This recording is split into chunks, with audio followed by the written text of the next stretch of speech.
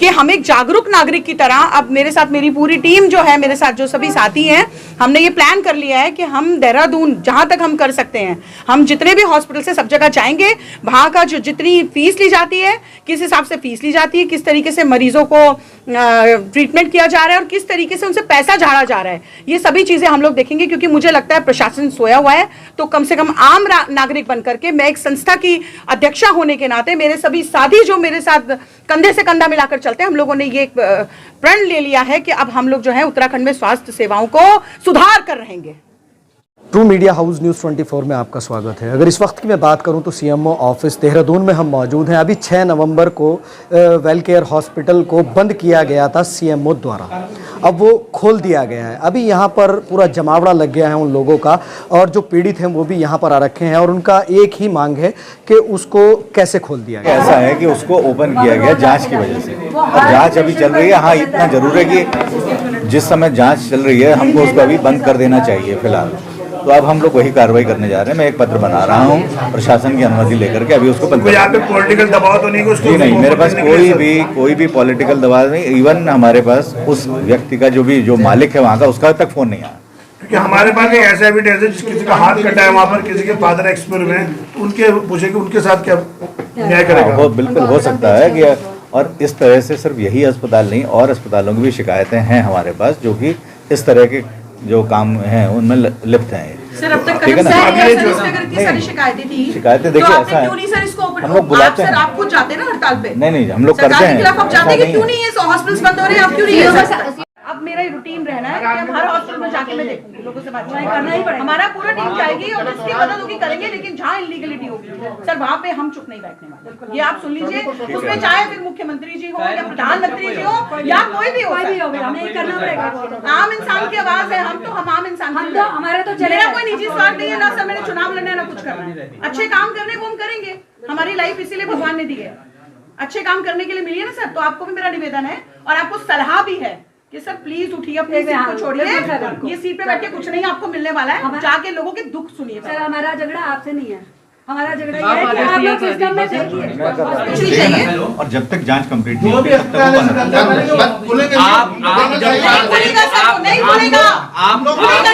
आप जब वहाँ गए थे, आपको लगता है कि वो अस्पताल चलना चाहिए? जैसा आप अपने दिल से बताइए, जो हालात आपने देखा, कोई नियम कानून का कोई पालन नहीं होता है, कहीं कुछ नहीं होता है। ये देखिए, ये चीज़ सर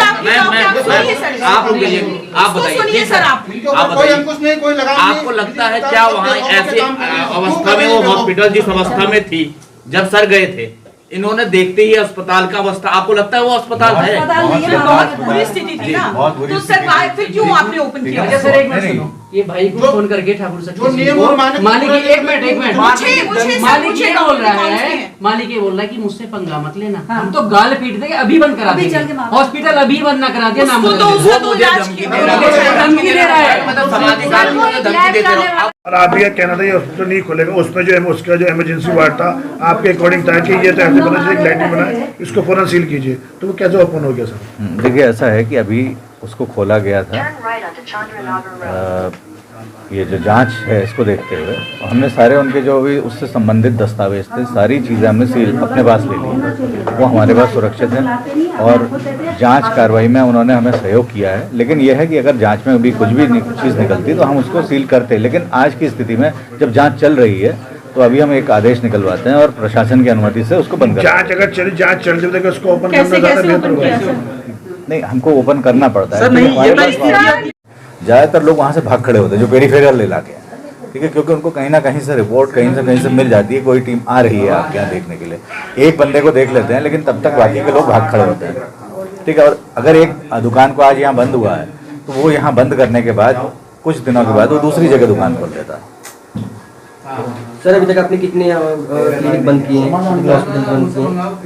एक भी नहीं जांच में नहीं बंद किए, पहला ही हुआ सर? नहीं पहला नहीं, इससे पहले भी जो है पेरीफेरी में जो हमारे कई क्लिनिक्स जो है इस तरह मैंने कभी सुना नहीं ना सर।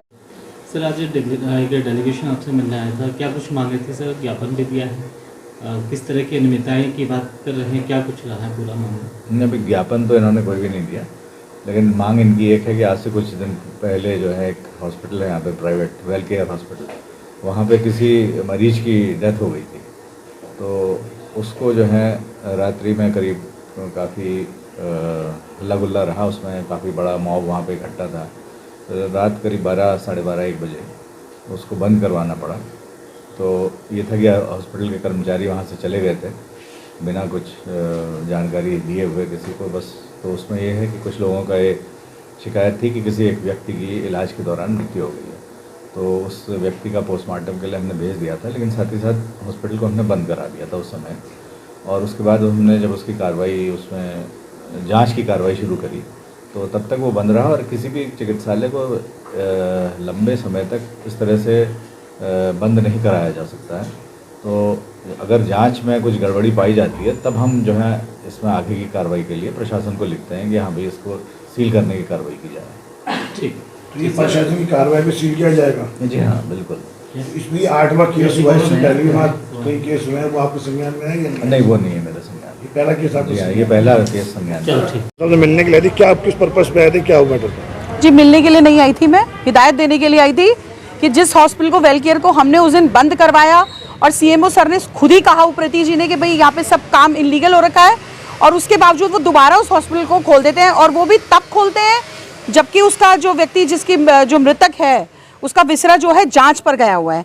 और इसके बीच में उन्होंने हॉस्पिटल खोला। इसके लिए मैंने आकर के जो है उनको हिदायत दी है कि अगर उस हॉस्पिटल को दोबारा बंद नहीं किया गया है तो हम लोग यहीं पर धरने पर बैठे। इसमें जो अब आप जैसे सीएमओ साहब कह रहे हैं, इसमें डीएम साहब भी कार्रवाई करेंगे, अब आप डीएम साहब ऐसे मिलेंगी या आदेश कर दिया उन्होंने जारी सीएमओ ने? जी, उन्होंने आदेश जारी कर दिया है, और अगर आदेश नहीं जारी होता है, वैसे तो कर दिया है उन्होंने, मुझे पूरा उन्होंने कमिट किया है, अगर नहीं होगा तो फिर उसके बाद नेक्स्ट हमारा स्टेप बहुत उग्र होगा।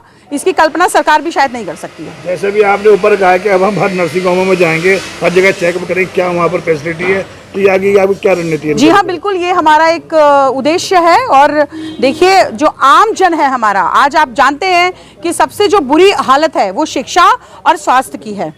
शिक्षा में भी आप स्कूल्स में जाइए तो आपको सामने नज़ारा दिखाई देगा कि सरकार सरकार हो रहा है, बीजेपी बीजेपी हो रहा है, जो और भी पार्टीज का नाम आ रहा है, लेकिन यहाँ पे काम कौन कर रहा है? आप गांव के स्कूल्स जाके देखिएगा, वहाँ बच्चों के बैठने की जगह नहीं है, छतें गिरने की हालत में है। तो मैं पूछना चाहती हूँ कि सरकार कर क्या रही है? आप प्राइवेट हॉस्पिटल्स को देखिए, कैसे अथॉरिटी दे देते हैं ये लोग। इतनी इतनी जगह में हॉस्पिटल खुले हुए हैं, ऊपर जाने का स्पेस नहीं है, नीचे लौटने का स्पेस नहीं है। उसके बावजूद भी सीएमओ कहते हैं कि ये लोग पूरे डॉक्यूमेंट्स लेके आते हैं तो हम लोग अथॉरिटी दे देते हैं। तो ये बात मुझे हजम नहीं हो रही है कि कैसे आप लोग उनको अथॉरिटी दे रहे हैं कि वो अस्पताल खोल लें, और बाहर के लोग आकर के यहाँ पे काम कर रहे हैं। बड़े अचंभे की बात है ये।